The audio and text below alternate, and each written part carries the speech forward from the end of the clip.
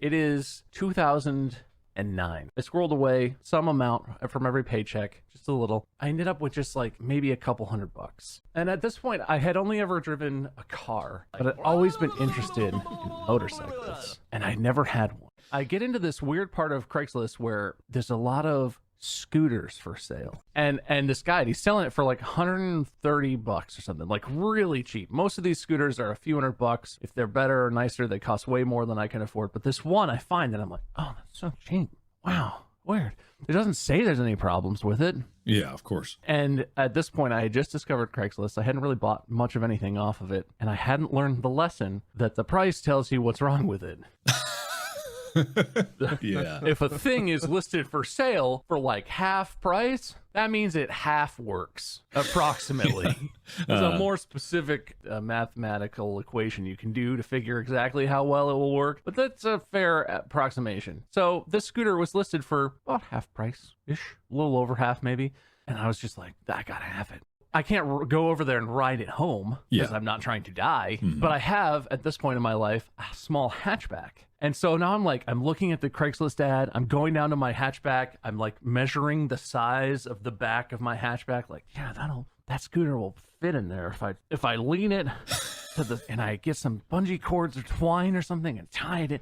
It'll kind of fit. And I spend a couple days just thinking like, oh, it's still listed. I think it'll fit. I think finally I pull the trigger, send the guy the message like, dude, asking price, 130, 140, whatever you ask for. I got it in cash, dude. Give me that scooter. And he's like, all right, just come pick it up. Here's the address or whatever. Park in the alley and I'll help you load it. And it did fit in my car. Oh. Kind of. I mean, it might be more accurate to say it fit on my car. Okay. I don't know. Well, what we ended up doing was sticking, because the front is taller because it has the handlebars, and the back is lower because it's just the seat. Sure. We ended up sticking the back into my car, wrecked the liner on the ceiling, tore a hole in the back of the seat. That's fine.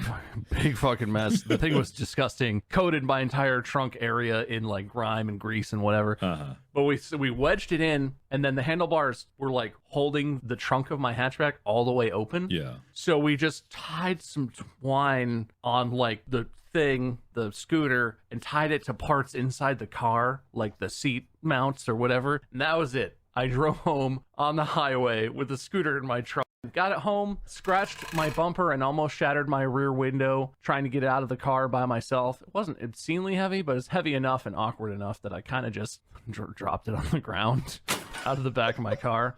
And all of this, and I finally get it home. And of course, I had also lined up another Craigslist thing where I had to run out real quick, and I bought a helmet for safety. That's for safety, yeah, for safety. For a used helmet, should have been my size, for $10. It was a motorcycle-shaped helmet that felt like it was made of foam.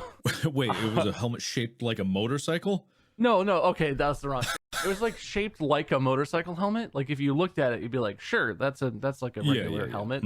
It weighed like as much as a bicycle helmet. It felt like it was made of foam and tape. Okay. Which, if you've ever held a real motorcycle helmet, they're heavy. Yeah. Because if you fall off of a moving two-wheeled vehicle and hit your head with a foam thing around it, you might as well just be not wearing anything. Yeah. But I had a helmet and I was safe.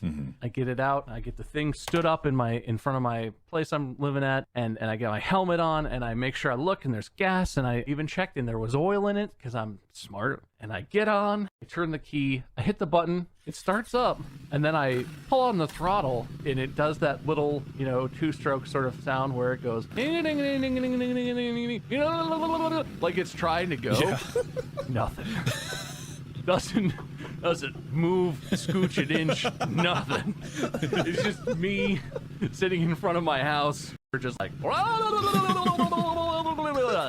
just sitting there like an asshole. Yeah. Everyone in my neighborhood is like, wow, that's loud. Thanks. The scooter don't scoot, apparently. It really just sits there, and burns gas. Yeah. That's pretty cool. And I owned that thing for a year and a half. Oh. How many good rides did you get out of it? Never rode it one time. It never went anywhere. I would run it and rev it and look and be like, is it doing it? No.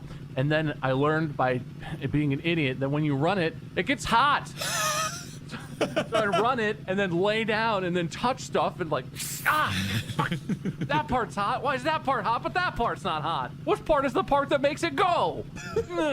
I spent all this time, and eventually I listed it on Craigslist. I was like, fuck the scooter. I hate the scooter. It's stupid. And I listed it for like $100, like less than I bought it for. Because I listed it, honestly, because I'm a good person. And I listed it as like, you know, not working scooter, engine runs, won't move under its own power. Don't know what's wrong with it. Yeah. And some guy was like, I'm going to give you a 75 for it. And I was like, get this the fuck out of my life.